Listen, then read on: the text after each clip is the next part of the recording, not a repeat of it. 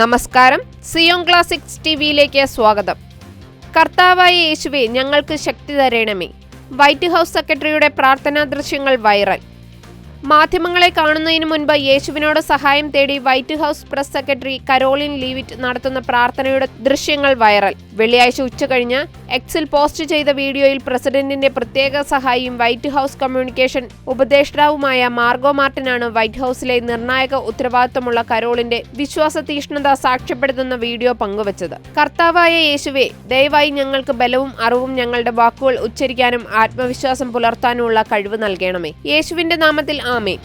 ലീവിറ്റിന്റെ പ്രാർത്ഥന ഇപ്രകാരമായിരുന്നു: ഇത് നിങ്ങളുടെ പ്രസ് സെക്രട്ടറിയാണ്, അമേരിക്ക എന്ന അടിക്കുറിപ്പോടെയായിരുന്നു മാർഗോ എക്സിൽ വീഡിയോ പങ്കുവച്ചത്. കഴിഞ്ഞ മാസം CBN ന്യൂസിന് നൽകിയ അഭിമുഖത്തിൽ ലീവിറ്റ് തന്റെ ക്രൈസ്തവ വിശ്വാസത്തെക്കുറിച്ച് പങ്കുവച്ചിരുന്നു. മാധ്യമങ്ങളെ ഓരോ തവണ കാണുന്നതിന് മുൻപായി വൈറ്റ് ഹൗസ് ടീമിനെ പ്രാർത്ഥനയിൽ നയിക്കാൻ സമയം ചെലവഴിക്കാറുണ്ടെന്നും ലീവിറ്റ് പറഞ്ഞു.